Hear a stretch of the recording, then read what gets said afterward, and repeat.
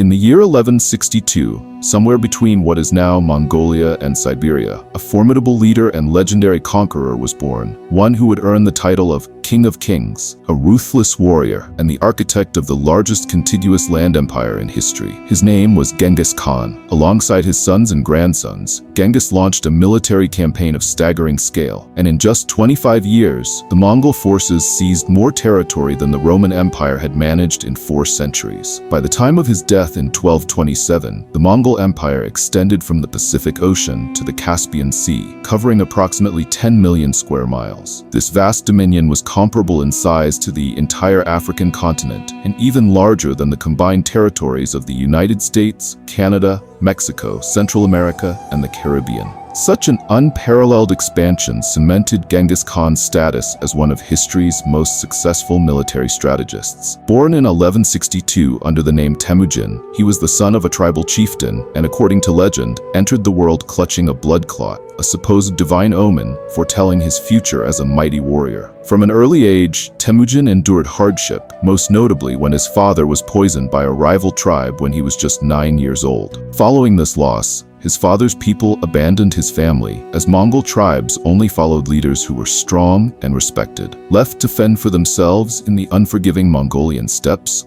survival became their greatest challenge. During these trying times, Temujin demonstrated a ruthless resolve. He killed his own half-brother, who had been accused of hoarding food while the rest of the family starved. By doing so, he secured control over his group and soon began leading it alongside his closest friend and sworn blood brother, Jamuka. A decade later, Temujin realized that his small tribe was vulnerable and exposed in the vast grasslands. To strengthen his position, he sought to form alliances through marriage. He eventually wed Berte, his first wife, gaining not only a devoted partner, but also the military support that came with her people. However, peace was fleeting for Temujin. Before long, adversity struck once more when the powerful Merkit tribe raided his camp, capturing Berte and taking her away. Temujin and Jamuka managed to escape and sought aid from a local Khan who had once fought alongside Temujin's father. The Khan agreed to help, and soon, Temujin found himself at the head of a formidable fighting force. Wasting no time, he launched a swift and decisive attack against the Merkit, hunting them down in the mountainous regions of northern Mongolia. The raiders were utterly destroyed, and Berte was rescued. The harsh realities Temujin faced in his youth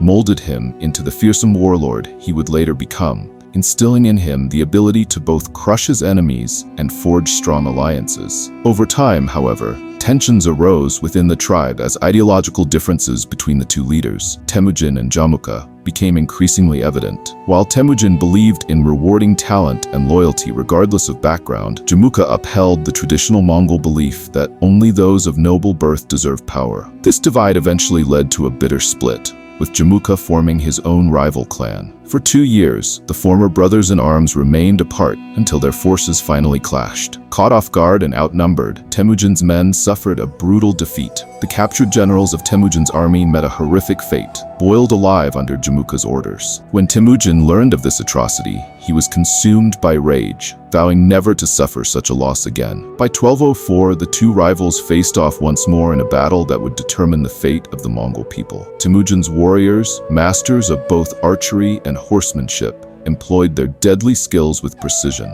Their bows, crafted from wood and animal bone, had an impressive range of 500 yards. Unlike traditional tribal armies, Temujin's forces operated under a strict meritocracy, promoting individuals based on skill rather than birthright. On the night before battle, Temujin ordered each of his men to light 5 fires, tricking Jamuka's scouts into believing they faced an overwhelming army. As dawn broke, the two sides advanced, but Temujin's forces unleashed a devastating volley of arrows, followed by cavalry charges that shattered the enemy lines. In a calculated maneuver, he ordered some of his troops to feign retreat, luring Jamuka's warriors into an ambush where they were mercilessly slaughtered. This battle ended in a decisive victory for Temujin. Jamuka, realizing he had lost, fled, only to be betrayed by his own men who delivered him to his former friend. Despite their past, Temujin offered Jamuka a second chance, but the latter refused. As a result, he was granted an honorable death, marking the final step in the unification of the Mongols. In recognition of his monumental achievement, Temujin was bestowed the title Genghis Khan, in 1206, meaning universal leader. With Mongolia now united under his rule, Genghis Khan turned his sights eastward toward the great Chinese dynasties. Aware that the emperor would never tolerate a powerful Mongolian state on his doorstep, Genghis decided to strike first. Marching into China, the Mongols left devastation in their wake, plundering, slaughtering, and burning everything in their path. They eventually reached the formidable capital of the north, Zhongdu, modern-day Beijing. The city, protected by 40-foot-high walls, was unlike anything the nomadic Mongols had ever encountered. To overcome this obstacle, Genghis Khan ingeniously enlisted captured Chinese engineers to construct siege weapons. His forces then laid siege to the city, cutting off vital supplies. As the siege dragged on, starvation set in, leading many within the city to resort to cannibalism. When the Mongols finally breached the walls, resistance was weak, and they seized the city with ease. For an entire month, the Mongols pillaged Zhongdu, solidifying Genghis Khan's terrifying reputation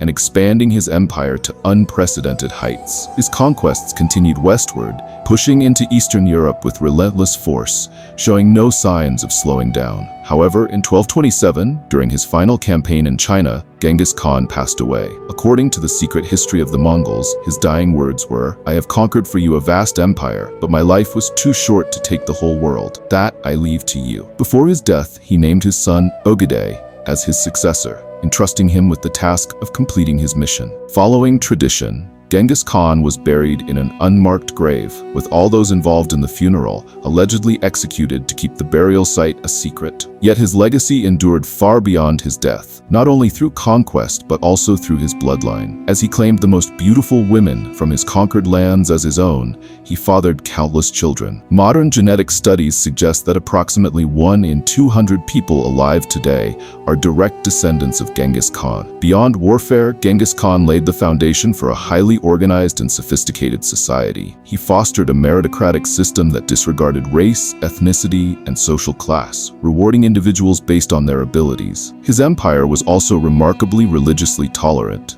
making it one of the most diverse in history. To unify the Mongol tribes, he distributed land and implemented a standardized legal code, ensuring a cohesive society. He also outlawed the enslavement of Mongols, reinforcing the idea of equality among his people. One of his greatest contributions was securing and revitalizing the legendary Silk Road, ensuring safe passage for merchants. It was said that a man could traverse the entire Mongol Empire with a gold plate on his head without fear of being robbed. This trade route facilitated the exchange of goods and ideas, allowing Chinese inventions like paper, gunpowder, and the compass to spread to Europe, helping spark the Renaissance. While Genghis Khan is often remembered as a ruthless warlord responsible for mass slaughter, his reign also brought about cultural and technological exchanges that shaped the modern world. Whether viewed as a bloodthirsty tyrant or a visionary leader, his influence continues to be felt to this day. Thanks for watching. Remember to like and subscribe.